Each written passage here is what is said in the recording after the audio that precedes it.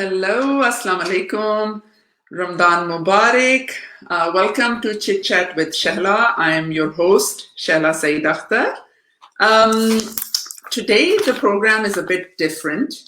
How many of you get these through your door, especially in the Western world? All of this, a lot. Bundles and bundles of this. How many people get irritated by it? I do. It used to annoy me. I would make a donation and then I'd keep getting these bundles of paperwork through the door. And I would think, is my money being wasted on this? Because if it's just me receiving so much, how much more is going out to other people? Where's my money going to? Is it really helping the needy or not? And I always used to wonder about that. And I think God listened. He answered my questions. I stumbled upon years ago this charity, this organization, which is working for the poor, the needy, the marginalized, and really benefiting them, changing their lifestyles. I won't get into too much information because I want our guests to come on and talk about it. But one thing I will say to anyone who's listening and watching and will watch later is any penny you pay this organization goes towards the people. Nothing is wasted. They're accountable for everything. So again, it's a bit different today. We're going to have two guests on, but I'll start with one guest first. Dost Foundation, the charity, was started by our guest almost 30 years ago, which was rehabilitating drug addicts and gave them a new lease to life. Our guest has been nominated for 1,000 Women for the Nobel Peace Prize. She has won the United Nations Vienna Civil Society Award and has been bestowed with the prestigious Tamgha-e-Imtiyaz in Pakistan, which says a lot. The world-renowned documentary maker Shameen Obaid Chinoy made a short film about her organization and about our guest as well. Then the British writer Matthew Vaughan, in his book Land of Beauty, Land of Pain, Seeking the Soul of Pakistan, has devoted an entire chapter to Dost Foundation titled The Angels of Peshawar. Our guest is dynamic, inspiring, down to earth, a delight to speak to. I've had the pleasure to meet her on multiple occasions when she's been in London. And I very recently found out that her dad and my late grandfather knew each other. They were friends. So we go back a long way, in a way. Let's waste no time and welcome Dr. Parveen Azam Khan. Assalamu alaikum, Auntie. Assalamu alaikum. It's a pleasure and honor to be on your show. But with so much, the sort of things you said about me, I hope I'm not going to be a disappointment. Absolutely not. You cannot be. You cannot be. I want people to get to see the beautiful you that I've had the opportunity to see. So thank you so much for taking the time out and coming on. And to our viewers, please write comments down. Do let us know you're here. If you have any questions to ask, please do so. So we'll start. Auntie, tell us about what got you into medicine in the first place. I think since early childhood, I had decided I would be a medical doctor. It was a very honorable profession in those days, and my maternal grandfather, he had done his medical degree from Bombay. So a doctor from Bombay and working in my village and working in the Northwest Frontier province at that time, he was very highly considered, and he was also very kind-hearted and a very good doctor. So in those days, we didn't have specialists, but you know, if you got a medical degree from Bombay, in those days, that really mattered a lot. So he did surgery and medicine, and he was at everybody's beck and call, day and night. Wow. So that is one of the reasons. Now, the second reason was this, that my father always wanted his children to be independent, especially his daughters. And he said, I want you to have the best education possible. When I was in my senior Cambridge, that is in 1954, in the G. St. Mary Convent, just before, it was my last year, just before leaving school, he said to me, he said, I would like you to be a missionary doctor. I will buy you a car. I'll make a hospital for you. I'll give you all your expenses. And you have to go and reach out to the poorest and the neediest. Go to them. Oh, They wow. may not be able to come to you. So that was my dream. And my father gave this big, I thought, impossible dream to me. Wow. But unfortunately, my father passed away 2 years later at the age of 47. Young. He had done engineering from the University of Glasgow in Scotland. So he was very emancipated, very broad-minded. He wanted the earth for his daughters, and he thought, the earth was the limit. But he just left us high and dry. So before I had even gone to medical school, my father was no more, but his dream lived on. And my father's name was Dost Muhammad Khanzada. Dost, of course, means friend. So it is very fortunate that we are now friends of the friendless, people who have no friends. And we are really friends indeed. Oh, We really go out and fulfill all their needs. yes. So this is how the name of the organization came about. You kept your father's dream alive. You promised you'd made to him. You kept And it's continuing, and it's by the grace of God. We'll talk about it tomorrow. Definitely. Just to let you know, Shazia Babar is watching from Australia. Hi, Shazia. And Sophia Gordon from London is watching. Hi, Sophia.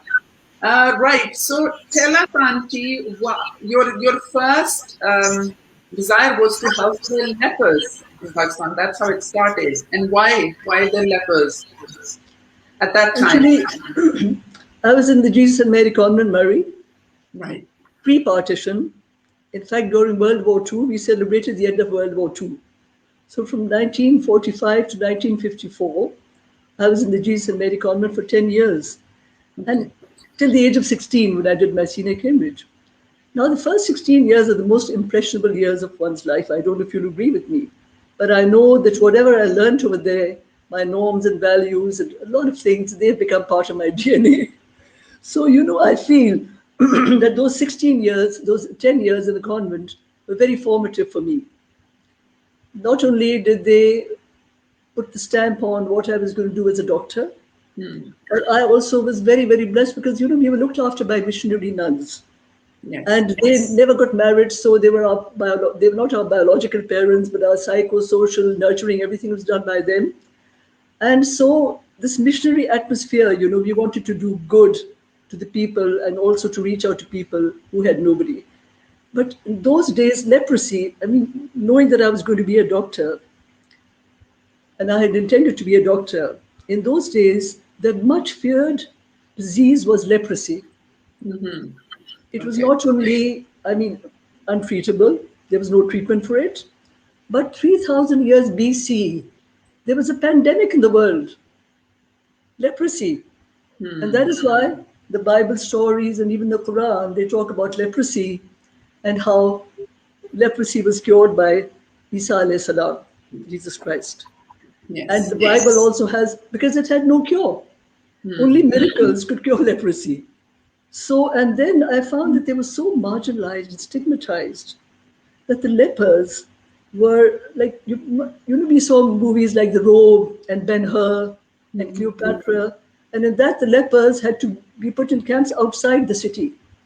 They might have been your dear one, your mother, your daughter, your father, but you had to say goodbye to them, and they had to be out in camps or just out in the wilderness.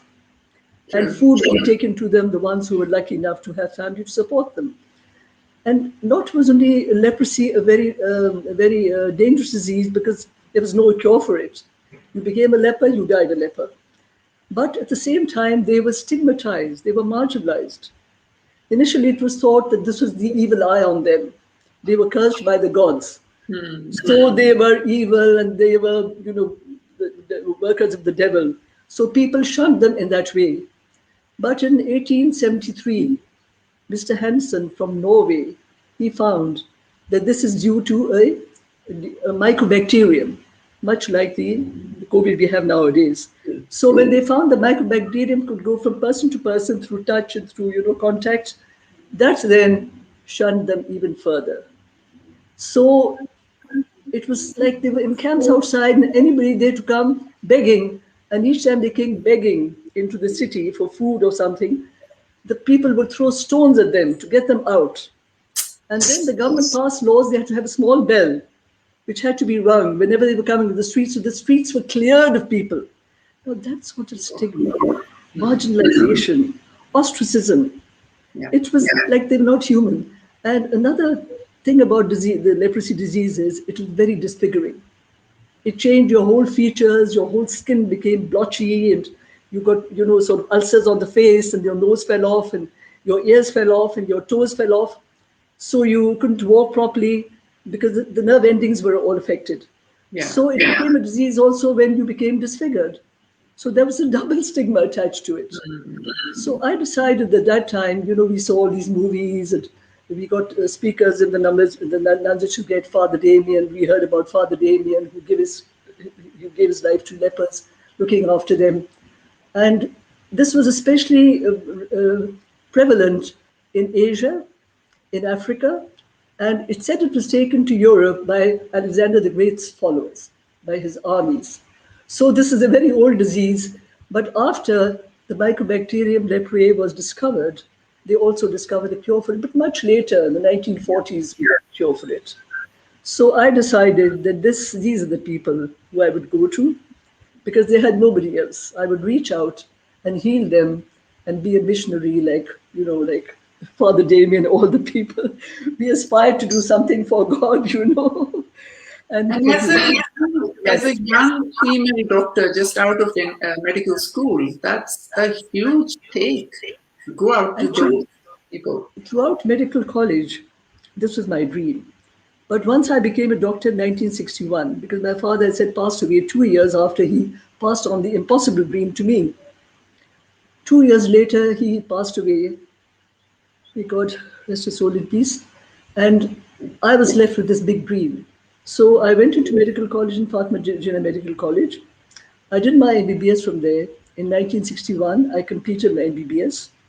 We weren't taught much about leprosy because at that time, it was not a very, it was a feared disease, but they had treatment for it. So it was not something that was sort of highlighted that much as it was in the convent, my 10 years in the convent. And then after they found the cure for it, we've heard about Dr. Ruth and all that. So, it was not so feared.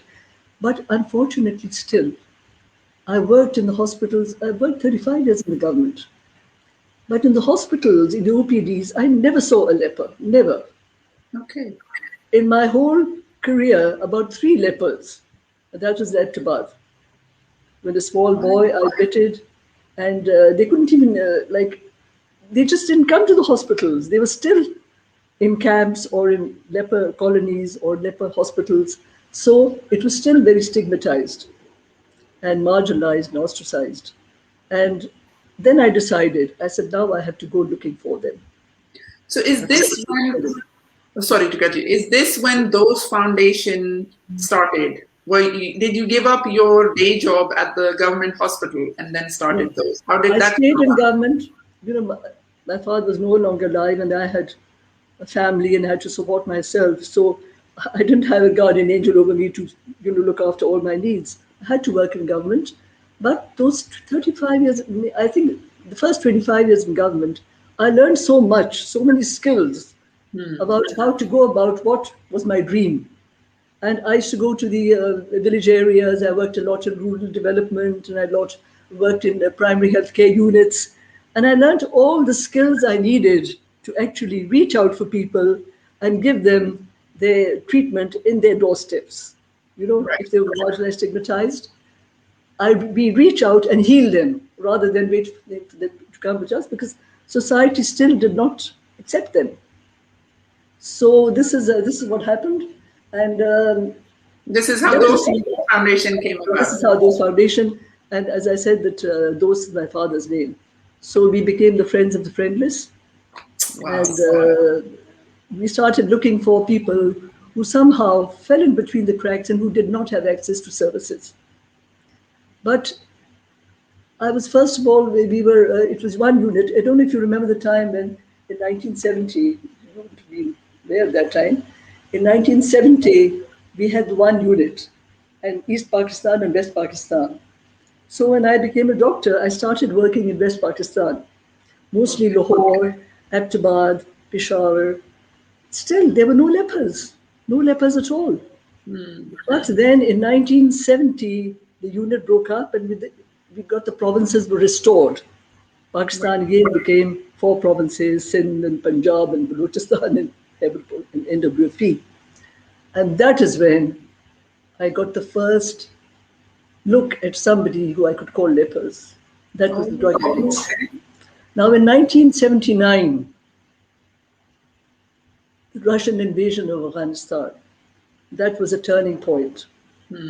Simultaneously, in December, they say it was a Christmas gift, December 1979, Khomeini came to Iran and the Shah of Iran was thrown out. Now, these two countries, Iran and Afghanistan, they were the mafia were there, where drugs were being sent across the world. Even now, 80 to 90% of all cannabis and opiates are produced in Afghanistan. Somehow the soil over there is such that the cannabis and the opiates, heroin especially, they are different. So the demand is for that. That's right. After the Soviet invasion, the borders were closed. And the drug mafia, the drugs business is a very lucrative business. Since the borders were closed and they could not traffic the drugs outside their country, Iran and Afghanistan, they made Pakistan into a transit country. And that's when all our problems started. And drug addiction became a major problem, along with the war zone and conflict zone, which lasted for the next 30, 35 years. It still is a war zone. But that is when the drug addicts started pouring out onto the streets. Yes. Dead bodies. That's why I would like to ask you, it started from helping the lepers, then it went on to drug addiction. What specific areas is Dost working with? Because it's widespread now. But if you could tell us the early days. Well, let me tell you a little bit about why I compared them to the lepers. Because they were so dehumanized, they were so ostracized, they were so stigmatized that the only place for them, the government had no place in the hospitals for them. There was no treatment at all. I never came across a drug user coming to my outpatients department. They were put into the lunatic asylum. In Lahore, we had the lunatic asylum. And later on, they gave it a better name, the mental hospitals. Right. So they were considered mental patients, and it was supposed to be an incurable disease. And even the dead bodies were not picked up by the municipal committee. They let the dogs and jackals eat them. And we started off with going and burying the dead bodies, giving them a proper funeral. And that is how we got the trust of the drug addicts, because they thought, he said, if they're going to look after us in death, then we can trust them with our lives as well. So this is what we started. And this is how Dost Foundation came about. And then I started my NGO, non-governmental organization, a civil society organization, because as a government servant, I couldn't start doing something on my own without, going through a whole lot of channels and, channels which were not very, very sensitive to these ideas. So we started off by starting our own civil society organization, which was then named Dost Welfare Foundation. Right. Okay. So thank you so much, Auntie, for shedding light on that. This is not just a problem in Pakistan. I've seen it in the West as well. The drug addiction, it is marginalized. There's a hesitation in people wanting to help or to give charity or to raise funds. Why do you think that is? And what can change the mindset around Let me tell you, this is a global problem. Sheila, this is a global problem. And that is why we have to look at global solutions. And the solution that those have been doing, it's all been global solutions. And we got such good help from the international donors because it was their problem as well. It still is, because Afghanistan continues even after 35 years of the Soviet invasion and later on 2002, the Americans came. They took over. The Taliban helped them to oust the Russians, and the Americans came. But the drug war continued. The whole war in Afghanistan was being fueled and was being supported by drugs. Whether it was the Taliban or the Russians or the Americans, drugs were grown there and exported all over the world. And let me tell you, it's not a simple problem, the drug problem. It's a very complicated problem because there's a nexus between drug abuse, terrorism, trafficking, human trafficking, from militancy, suicide bombings, and there's a whole host of international problems, which sometimes is blamed on Pakistan or who else. But the fact is that drugs are fueling many of these problems, and there's a nexus. And this nexus exists, and there are transit centers all over the world. Yeah. Just for that opium, for the cannabis, and now, of course, and the heroin, and of course, now we've added ice to it, the methamphetamine, to be trafficked to transit centers across the world, all of Asia, Australia, It's a Africa. big, And we know it is a problem everywhere. You're aware of that because your papers also say it. But in many countries, it has been legalized and you can get prescription drugs. But then the deaths from overdose are so high, the number of mortalities from overdose, because you get one prescription, but the drug users are very clever people. They're not just ordinary, sort of unintelligent human beings. They're very highly intelligent. And they are also very resourceful. That's the only thing that they can, very good resource for that is to get the drug and to use the drug. Otherwise, they have complete powerlessness and unmanageability in their lives. And that is why you have to help them because they're really nice people.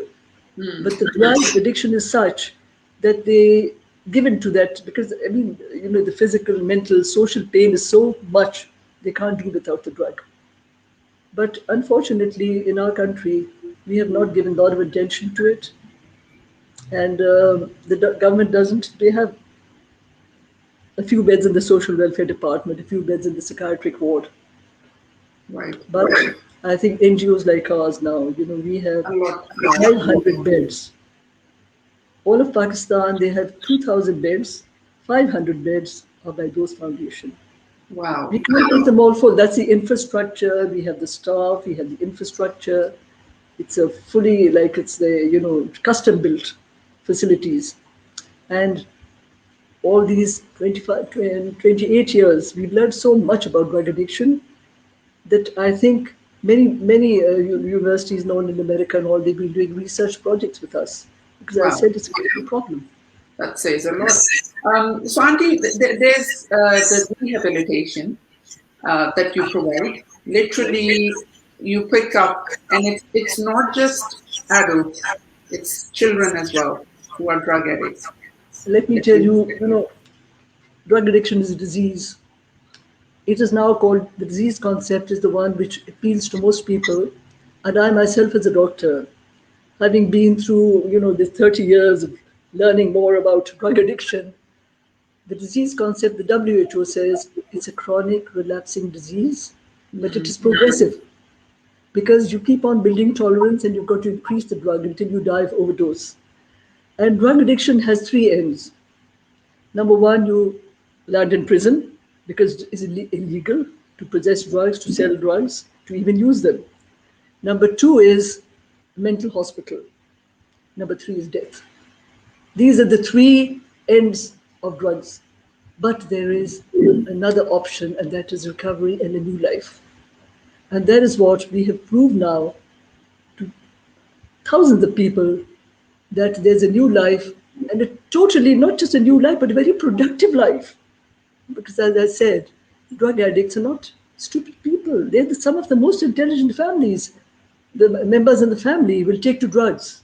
Some of the nicest persons are drug addicts. They won't hurt a fly.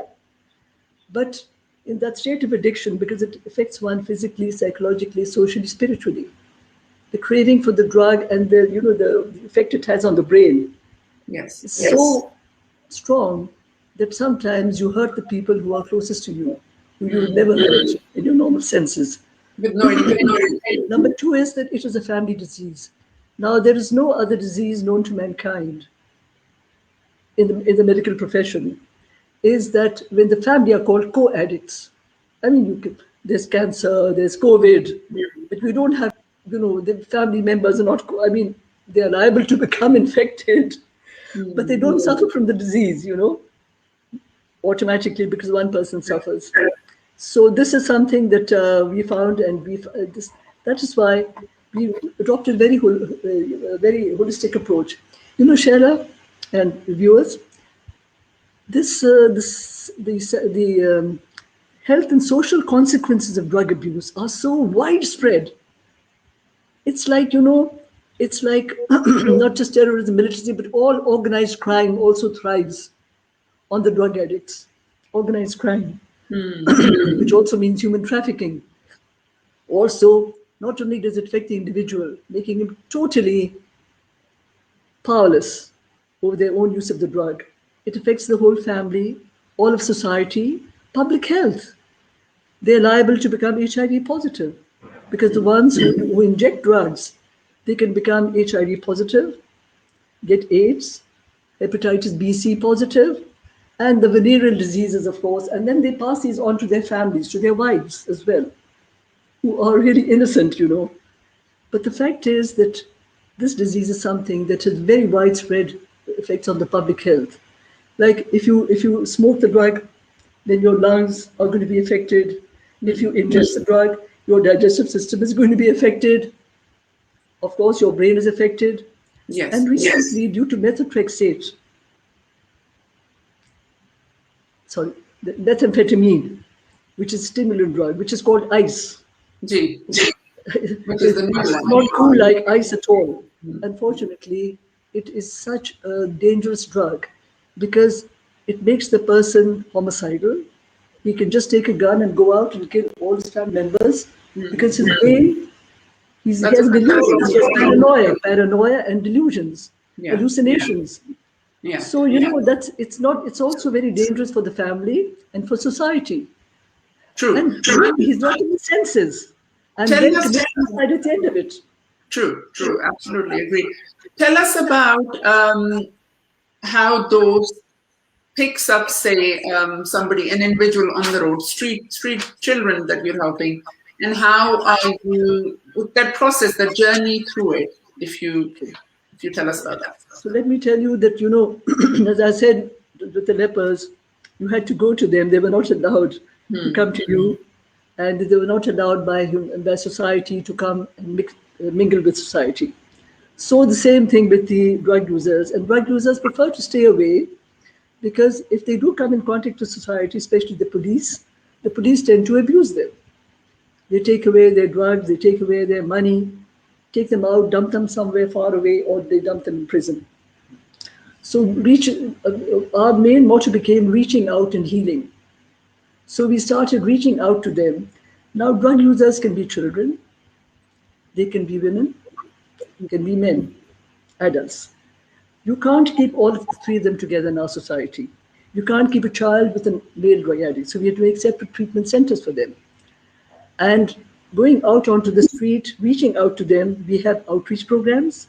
When we have a mobile van in which we go looking for them in the nooks and crannies and in the alleys and in the rooftops and wherever they're hiding from society. Sometimes on the green belts where they can't help. They sit with a big chadar over them and they're chasing the dragon so that they can all get one time, inhaling the fumes of the heroin. So we go out to them, then we motivate them and we bring them to our drop-in daycare center. And drop-in daycare centers we have for children, for adults. They come there and we keep them there for 7-8 hours in a safe environment. We get them to open up about their problems. We tell their life stories. We tell their innermost feelings, how they've been dehumanized and abused by society. So that way we motivate them. And after coming to the drop-in daycare center for 10, 12 days, they are willing to come in for treatment, and we take them in for treatment.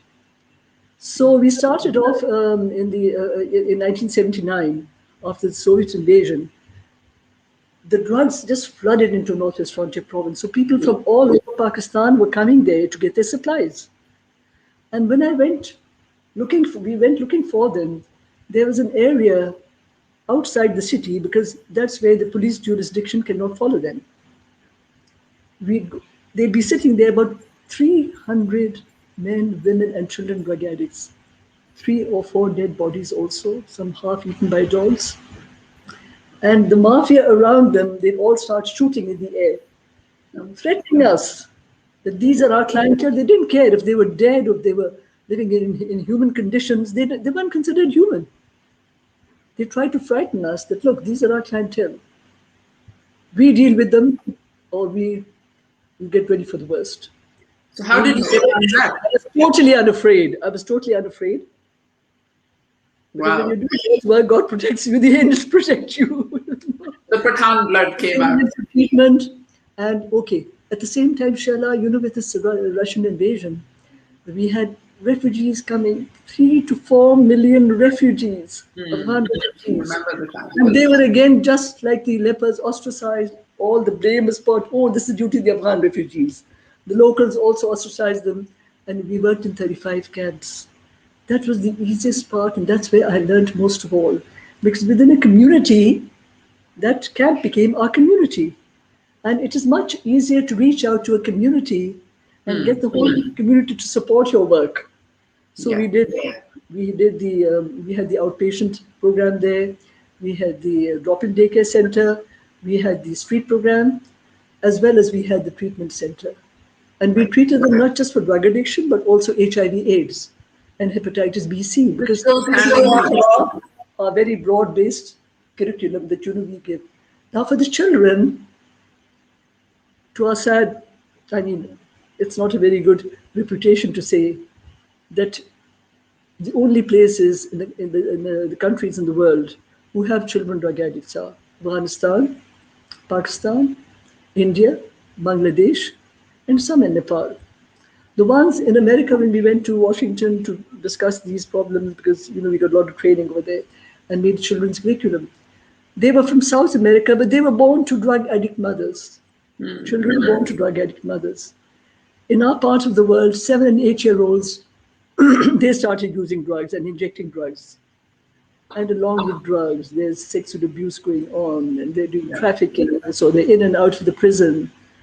So besides working out in the community, we also started working in the prisons. Because at that time, even now, 70 to 80% of the prison population are there on drug charges. This is anywhere in Pakistan, any prison pickup. And 70 to 80% of the prison population are there on drug charges. Trafficking, but mostly they're users. So we started doing drug treatment within the prisons. We made a barracks for them. In 4 lakh rupees, we got the labor of all the prisoners were labor. We made the most beautiful barracks in the prison. With the result that when they used to get these Taliban, into prison, they said, this is the A class, And we started treating drug addicts in the prison. Once you have a therapeutic community, you have a substitute family. Yeah. The drug addicts, the treatment is not difficult. It is a relapsing disease, yes, but okay. Some people, after single treatment, they never look back.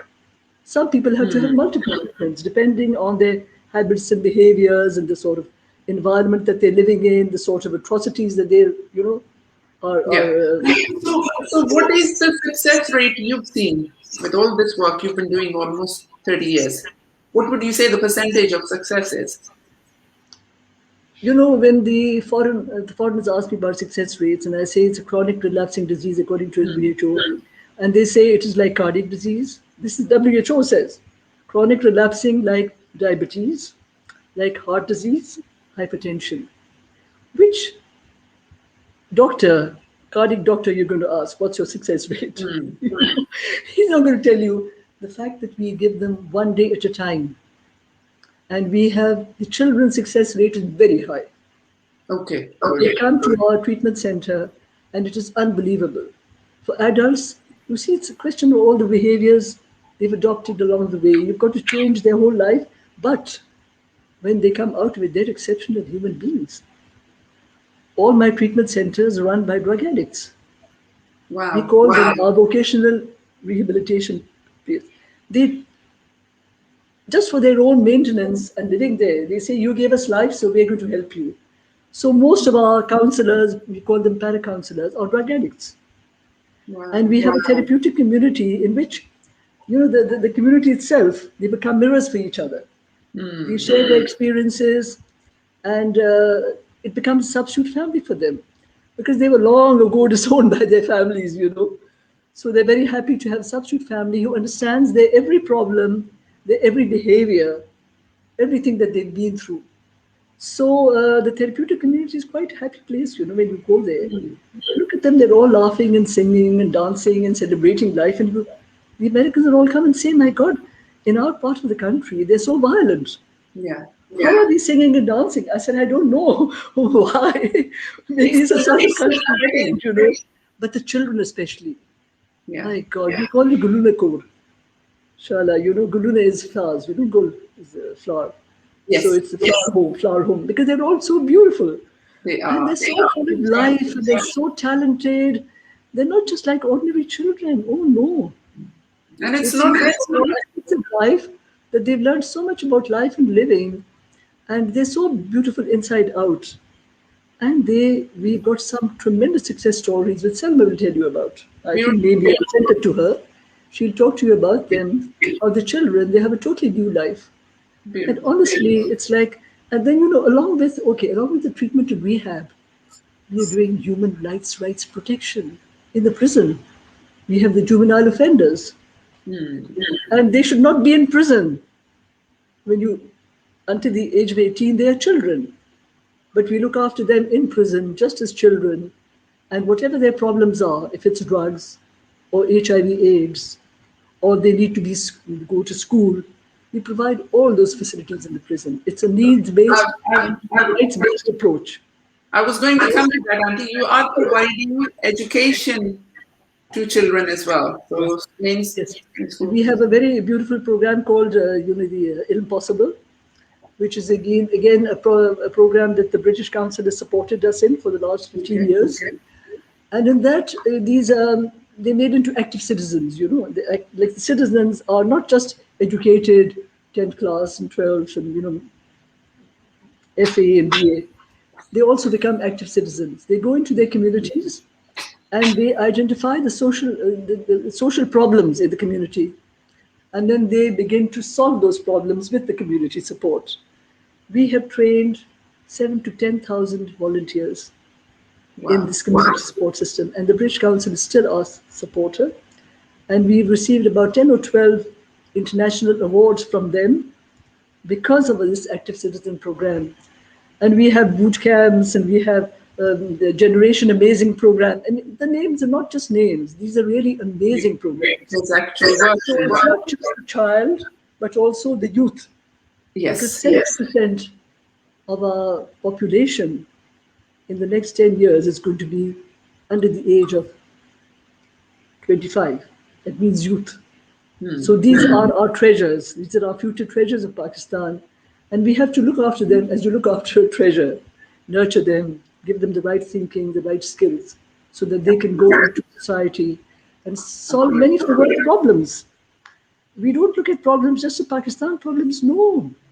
It's a world. They're human problems. They're human problems. Yes. And I believe sorry, I will cut you there. Because you touched on the British aid and the international aid, those was funded by international aids, and it's kind of halted or reduced. Why is that, and what can we do to raise awareness or to bring more funding in? What would you say about that? Actually, Shala, I want to thank the international donors.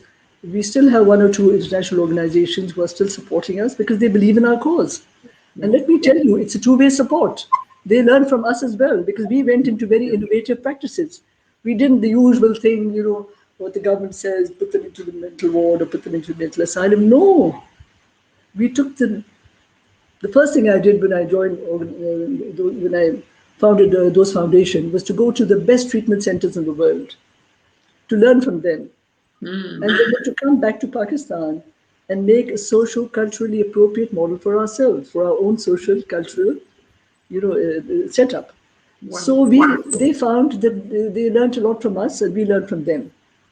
And in this, the Canadian government started off with us. Then we had the Netherlands government, we had the EU, the INL, and the US government, and so many governments across the world, JICA and JOICIP and all, they've been helping us.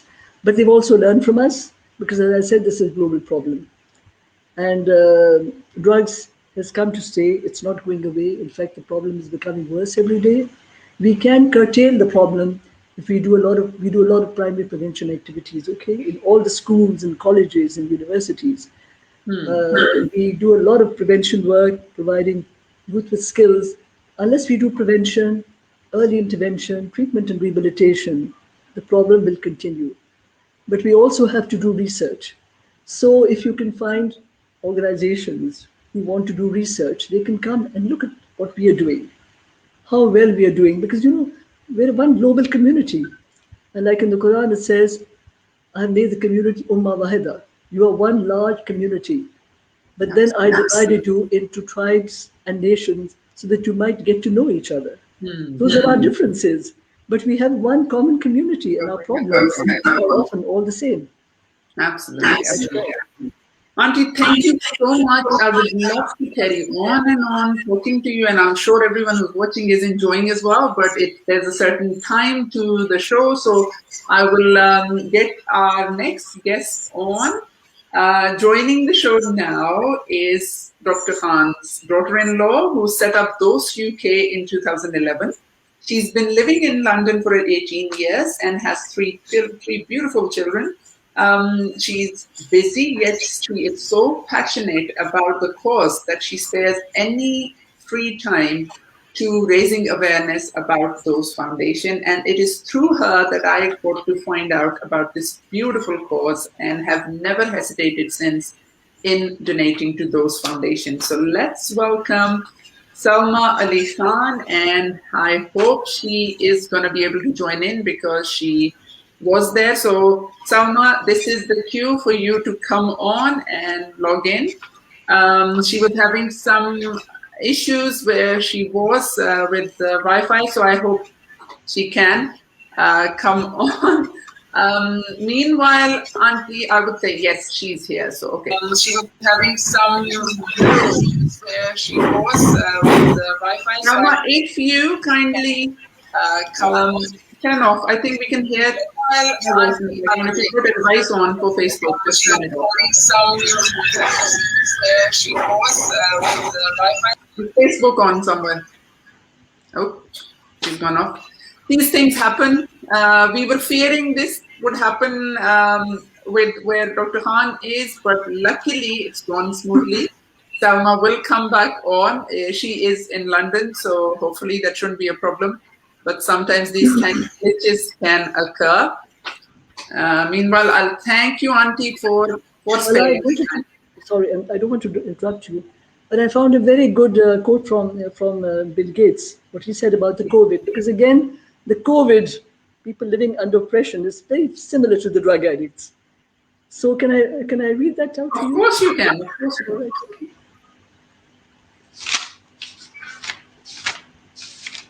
Sorry. Bill Gates says about the COVID, it is reminding us that we are all equal, regardless of our culture, religion, occupation, financial situation, or how famous we are. This disease treats us all equally. Perhaps we should do too.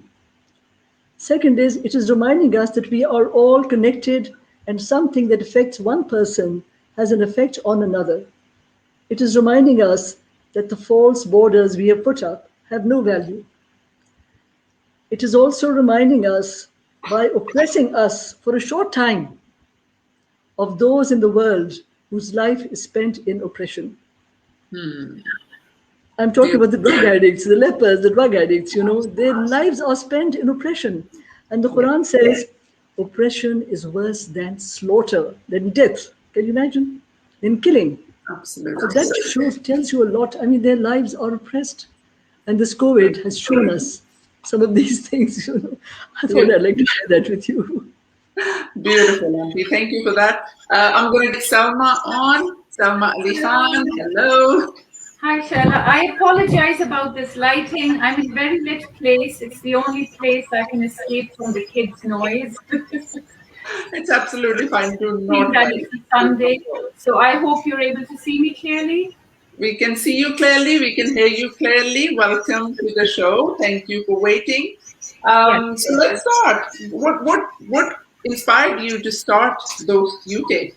Oh, well, it goes back a long way because I went to visit those the first time. Dr. Parveen was showing me around, and that was in 1999, shortly after I got engaged. And she was showing me around the premises and all, and I was really inspired and really impressed. And I remember at one point, I mean, I saw the people. I think it was Friday, so they were saying the Jummah prayers, and there was no distinction between the staff and the clientele, the patients. It was the drug addict who was leading the prayer, and the staff were right at the back. And I was thought, wow, that's equality. And then I remember that, when Auntie was showing me around this man came, someone who works at Dost, wearing starch, shalwar kameez and waistcoat and all that. And he was just saying that, oh, madam, we have a problem with this, and we're not quite sure what to do. And then she said, okay, do this. She helped him out, gave him some advice, end of. And as we were walking, Auntie goes, oh, by the way, he was a drug addict. We found him in a ditch. I was like, what? I mean, I just could not believe it.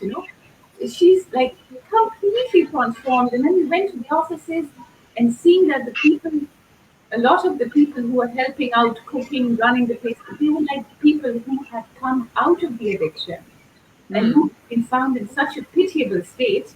They were learning things like tailoring, they were learning things like ironworks, they were learning electrical works, and this was all part of their recovery, so that once they leave this place, they will actually have jobs to go back to. Their families were brought in on a weekly basis to tell them how to deal with them if the person is having a craving. Because as you might not know, but the follow-up continues for a whole year. Those teams keep going and checking up on them. And not only do they get the family involved, but they get the stakeholders, like in our case, the mosques and the mullahs involved. The mullahs are coming in for training, and they're telling them the Islamic approach to how to deal with drug addicts. And then these mullahs go in their sermons, they talk about it and say, if any of you has problems with drugs, or if any of your family members have problems with drugs, bring them to us. So they take them to them, and then the mullahs take them to those. So it's really a massive network. And they're doing everything on such a tiny budget. Because they're just basically activating all these people who are in society. They're saying, by helping us, you're helping yourself, kind of thing. That's remarkable. Inspired that I always wanted to be a part of those, but I just thought it's never going to happen because I knew I was moving to England after I got married because my husband works for a bank here in England. And I just thought, well, I want to help, but I can't. But then it was just, I think in 2010, Auntie had come round and we just had a chat and we were just like, oh my God, how about we set it up here? So now we've been around for 10 years. Wow. And we've got a great trustee group and in my spare time, Tell us about that. The trustee group, the people who are volunteering and helping, how does that come about?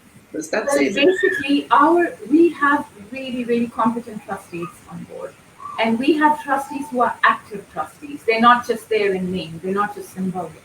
So we have, and because we've got we've got people. One of our trustees, his name was Matt. He's English, but he went to work in Dost in Pakistan for about 2 years. So he has such an in-depth understanding. He's an oil engineer, works in Australia. Now he's in Brunei. He keeps moving around the world because that's where his job takes him.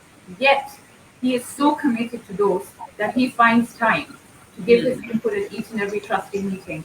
We've got, we've got Joe, who works with international organizations. She's a trustee.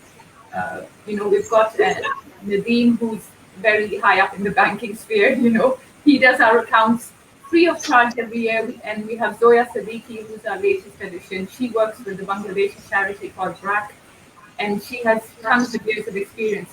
So basically, we've got all these people who not only give their time and effort to such an extent that we are not spending any money on those UK. All the money that we receive in donations goes directly to Pakistan. Like, for instance, because if say we're saving roughly £1,500 getting our accounts done on an annual basis, because Nadeem, one of our trustees, he does them for free. That money's saved. We have others who are really good at policy making and stuff, so we don't have to bring people in and pay for services. So yeah, so we are the trustees, we are the volunteers, we're all giving our own time. And we're held to very high account by the trustees. If this is not correct, we're not allowing this to happen. So we have very, very high standards. That's great, and that is such a relief for somebody who's opening their pockets to give charity. You want to know that it's actually going towards the cause and not being wasted. So there's a high credibility there, of course, and there is a high accountability, which I've had the pleasure to see.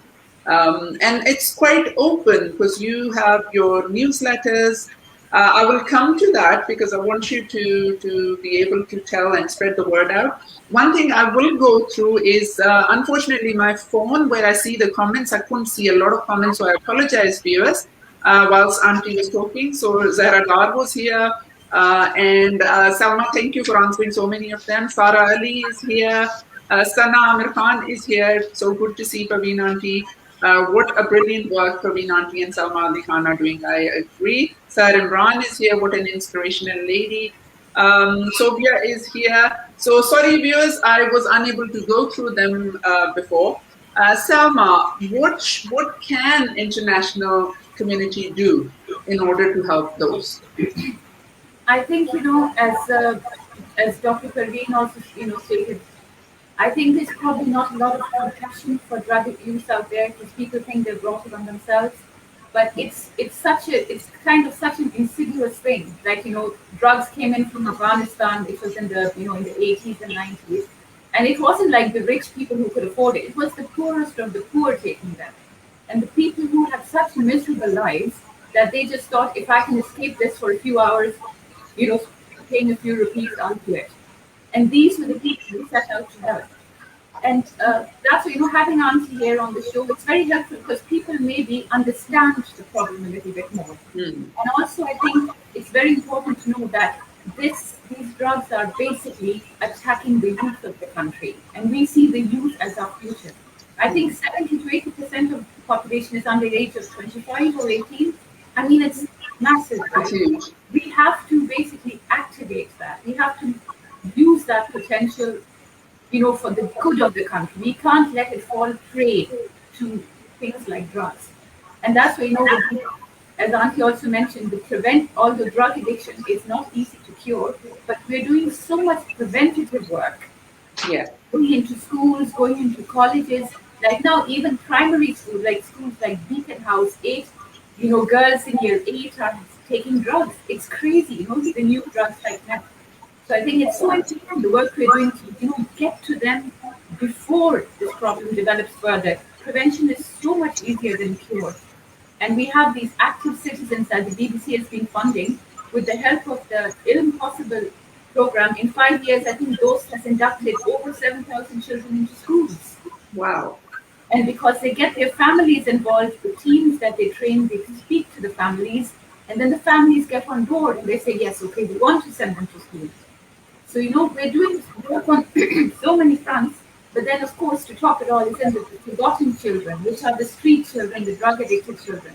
It's so very important to help them as well. We can't just forget them because it's really worth our time, As the Quran says that, the most difficult path to take is, freeing of the slave from, giving food in the time of hunger, and then giving, helping out the person lying in the dust, the most wretched person. Helping that person is a far more difficult path. But if you take it, then of course the rewards are far greater. So, you know, that's, I think, for the people in the UK or international community, I would like to say that, you know, I know that people living abroad are they're very sort of patriotic. They want to do a lot to help their country, you know, and but at the same time, they want to make sure that money is going to the right channels. So most people I know give either to ED Foundation, or they're giving to you know, Imran Khan's thing, you know, the Shaukat Khan, or they're giving to the TCS. But just to let you know that money going to those, each and every penny has its accountability. We have so many international donors who help us because they believe we work on the shoestring budget. And you have the added security that Dost UK is so stringent, and we are held to such high account to the Charities Commission that none of the money will be going astray. So you can rest in peace that your zakat and sadaqah is really going, you know, in the right place. Going to reach the poor and the needy where it's actually needed. Wonderful. Thank you so much for mentioning that. So, Samba, tell us a bit about the fundraising in UK, and I would like you to mention the website as well, and later on in the comment section, just put down the website and the links to those foundations. If you could kindly tell us about that. Absolutely. I mean, we had this amazing fundraising event a couple of years ago to celebrate our 25th anniversary. It was in Asia House, which is a lovely location in central London. But what's, I think, of note is, as you mentioned, Sharmeen Obed, you know, I made a documentary about us. So we invited her to come and speak at our event because we were going to air her documentary. And would you believe she came from America for one night and went back just because she wanted to document this. And she told me it's so close to my heart, the work you're doing, that, you know, she said, it was only when I picked her up in the taxi and she came, I was like, oh my God, you're here for one night. She said, yes, it's important to me. So that was an amazing thing. We got really good, you know. And that just shows that she believes in you. Yeah, and the trust is there for her to come out, fly out for a night to support the cause. So could you just let us know on here, for people who are listening, about the website? I will, I don't know how to share it, right? Can I just write it over here? You could do it later, put in the comment section. I will share it as well. But we have Dost UK set up here, and it's really easy to use, you know, and it gives sort of, in a nutshell, it tells about Dost UK, but then there's a separate page about Dost Pakistan. We could put tons more on there, but we've really tried to make it concise so people just get a view. If you want more details, are found in the blog section where you can hear about all the youth programs we're doing. And it's very easy to make should you feel that, yes. So, Tila, for those who are watching, if you have a question, if you want to ask anything, please do so. Sarah Ali saying, good luck with your role in Dost UK, Salma. Hi, Sarah.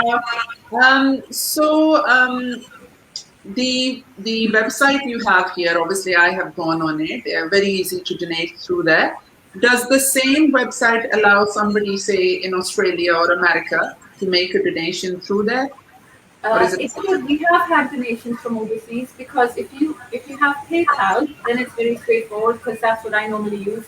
But last night I tried I tried using debit cards and credit cards, and it just came through straight away.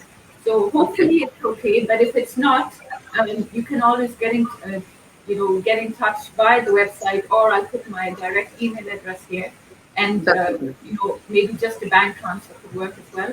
And so it's very easy, because you can even do a regular donation just by clicking on that page, a monthly thing. So small, no matter how small the amount is, for us it goes a very, very long way. It means a lot, and that's what I was going to come to, because we're coming towards the end of the program. It is the month of Ramadan for Muslims. It's a time when we feel the pain of the hungry and the poor, and it's the time when we open up our pockets. The most donations, the charity is made. So please, the purpose of this program was to raise awareness for Dost Foundation, because I have personally believed in it for years. I think as old as since its inception in UK, and I can safely tell you the money is well spent. Every penny goes towards the great cause these two amazing women are doing. And for the overseas Pakistanis or those who are in Pakistan watching this or watch this later, it is for our youth. We need to do this. So even if you take away one thing, for me, from this program has been to invest. We're investing in our youth, and it's not easy for someone to do all of this single-handedly and has been doing it for years.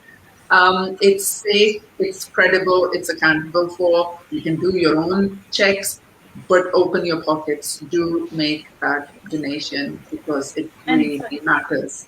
Most Could I just welcome. add one more thing? If anyone's interested in, we do send newsletters, not very often, maybe once every 4 months or so, but it tells you about the different programs, so that will give you more details. So if you're happy to, we're sending one out tomorrow.